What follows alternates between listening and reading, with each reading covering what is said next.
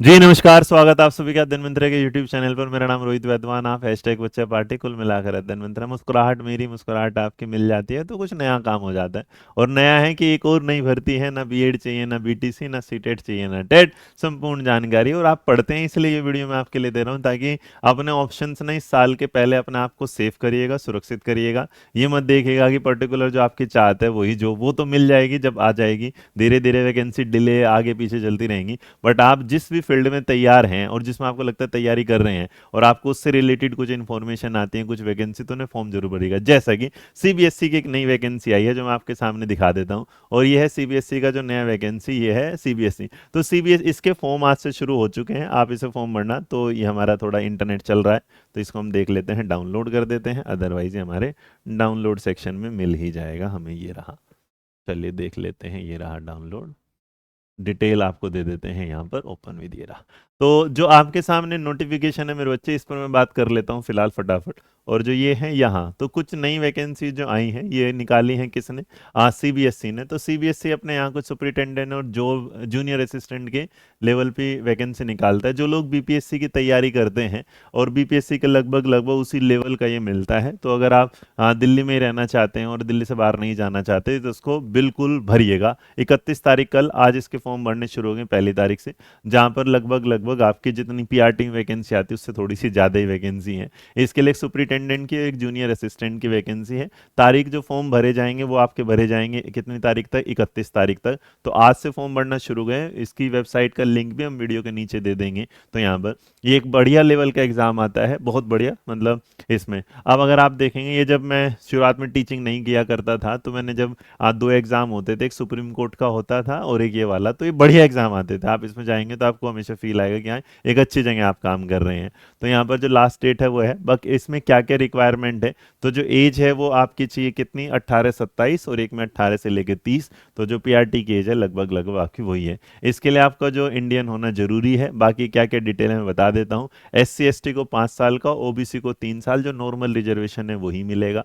आप इसमें ज़्यादा वो होंगे थोड़े से कि भाई क्या करें क्या ना करें। तो महिलाओं के लिए एक बात और मैं बता दूं, इसमें 10 साल जो महिलाएं हैं उन्हें 10 साल की क्या मिल जाती है? रिलैक्सेशन मिल जाती है। उसके अलावा जो मैक्सिमम एज है वो 31 तारीख से काउंट की जाएगी।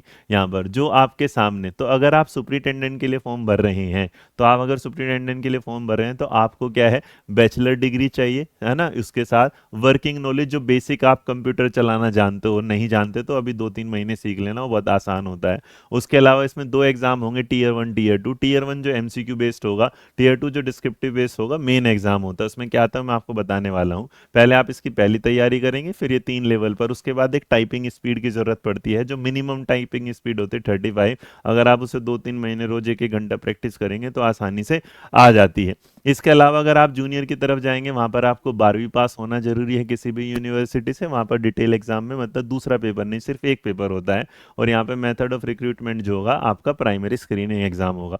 अब आप सोचेंगे इसका जो सिलेबस होता है वो क्या होता है, तो मैं बता देता हूँ। अनरिजर्व के लिए जो फीस पैसे होंगे वो भैया ओबीसी अनरिजर्व 800 रुपये देने हैं, और बाकी लोगों को कोई भी पैसा नहीं देना, इस बात को याद रखेंगे।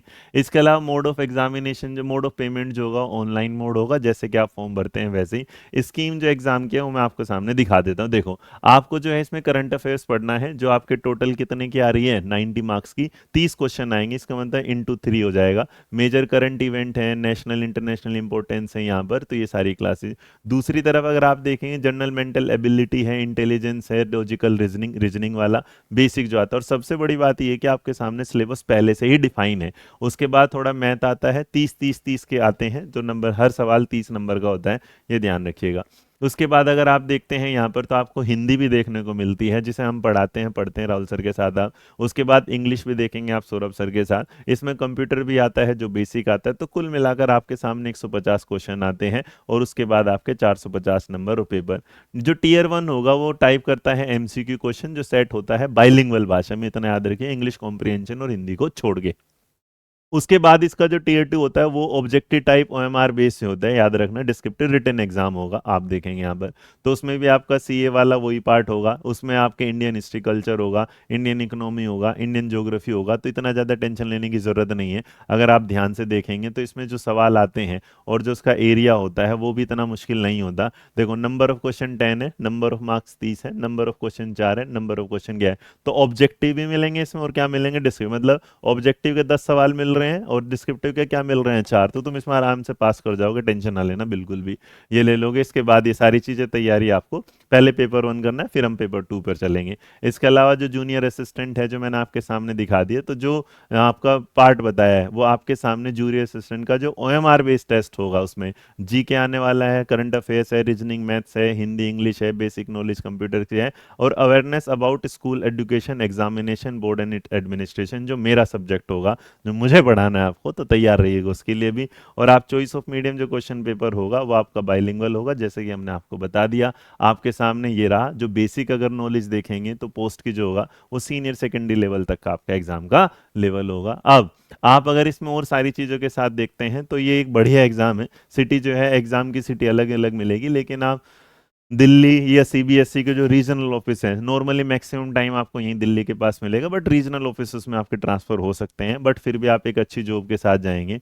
तो ये वैकेंसी बहुत बढ़िया है ना। इसमें आपको टेट चाहिए ना बीएड बीए चाहिए, आपका ग्रेजुएशन होना चाहिए, ये सारी चीज़ें। तो ये वीडियो आपको पसंद आई होगी, मैं इस बात के साथ कि डिस्प्ले ऑफ स्कैन इमेज और ओएमआर आंसर सीट, तो इसका मतलब जो एग्जाम होगा वो ओएमआर बेस्ड होगा। आप सोचोगे सर जी आपने बता दी, तैयारी कैसे कराओगे, तो टेंशन काहे ले रहे हो, हम ही तैयारी कराएंगे। और जब हम तैयारी कराएंगे तो आपके लिए सीबीएसई का सिलेक्शन बैच अध्ययन मंत्रा की ऐप पर अवेलेबल है। यहाँ डिस्क्रिप्शन बॉक्स में जाना, लिंक मिल जाएगा। अगले 72 घंटे तक, कितने 72 घंटे तक इस कोर्स पे आपको एक कोड लगाना है। जब आप लगाएंगे सीबीएसई, तो जैसे आप सीबीएसई कोड लगाएंगे तो जो टीयर 1 का एग्जाम है हम जो आपको दे रहे हैं उसकी फीस हो जाएगी आपके लिए क्या है, जो 399 वाली फीस है वो आपको मिलेगी मात्र कितने पैसों में, वो मिलेगी 2999 में। तो आपका स्वागत है इस बैच के साथ।